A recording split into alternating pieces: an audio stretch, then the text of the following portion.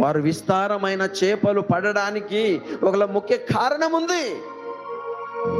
అది ఏంటయ్యా అంటే, ఆయన శిష్యుడు మాట్లాడుతున్నటువంటి మాట, ఇంతవరకైతే పడలేదు, కానీ నీ మాట చొప్పున ఇక్కడ వలలు వేస్తాము.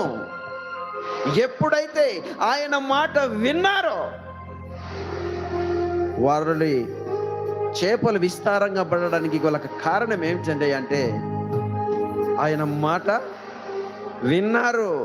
ఈ మాటలో దాగింది ఆశీర్వాదం. ఈరోజు నీతో నాతో పరిశుద్ధాత్మ దేవుడు మాట్లాడుతున్నటువంటి గొప్ప మాట. వారు రాత్రంతయు ప్రయాసపడ్డారు, పడలేదు. ఎందుకంటే వారు దేవుని మాటకు లోబడక వ్యర్థంగా ప్రయాసపడ్డారు, ఒక చేప పడలేదు. ఎప్పుడైతే ఆయన మాట చొప్పున, నీ మాట చొప్పున వేస్తున్నామయ్యా, మా నమ్మకంతో కాదు, ఎప్పుడైతే ఆయన మాట విని వల వేశారో విస్తారమైన చేపలు అక్కడ పడ్డాయి. మాటలో ఎంత శక్తి ఉందో ఈరోజు మనం పరిశీలన చేయాలి. మనం ఎంతో లోకంలో ప్రయాసపడుతుంటాం, ఎంతో వ్యర్థమైనటువంటి వాటి కొరకు ప్రయాసపడుతుంటాం, వ్యర్థమైనటువంటి జీవితాన్ని జీవిస్తూ ఉంటాం. దేవుడు లేని జీవితం, దేవుని మాట వినని జీవితం, ఎంత ప్రయాసపడినా అది ఎలాగైతే ఈ పేతురు దేవుని మాటల చొప్పున కాక ఎంతో కష్టపడ్డాడు, కానీ ఒక్క చేప దొరకలేదు.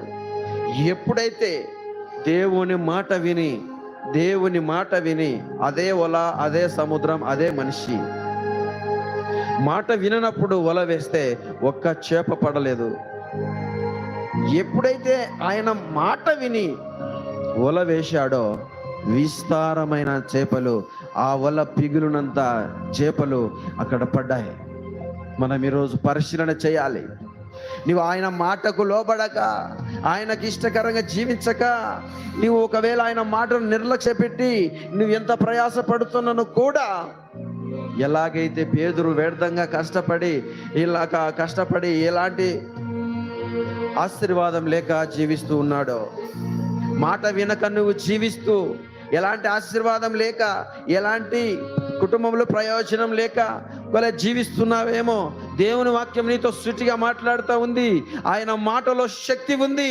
ఎప్పుడైతే ఆయన మాట విని, అయ్యా మేము రాత్రి అంతా కష్టపడ్డాం, మాకు తెలుసు, మేము జాలర్లం, ఎప్పుడు వేయాలో ఎక్కడ వేయాలో మాకు తెలుసు, కానీ పట్టాము, ఒకటి కూడా పడలేదు, ఇప్పుడు నువ్వు చెప్తే పడతాయా అని అనలేదు. అని ఉంటే ఒక్క చేప కూడా దొరికేది కాదు వాటికి.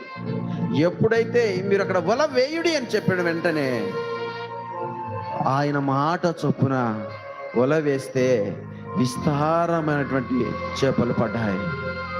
వాక్యం ఇటున్న దేవుని బిడ్డలారా, నీవు ఈరోజు వాక్యం విని దేవుని మాటకు నీవు లోబడి నువ్వు జీవిస్తే, దేవునికి ఇష్టకరంగా నువ్వు జీవిస్తే, దేవుని మాటను నువ్వు విని మాట ప్రకారం నువ్వు చేయగలిగితే,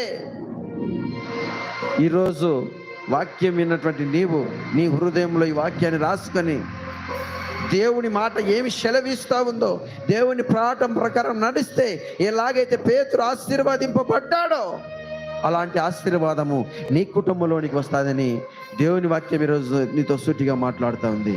దేవుని మాట వినక కష్టపడినటువంటి ఆ యొక్క సీమోనుకు ఒక్క చేప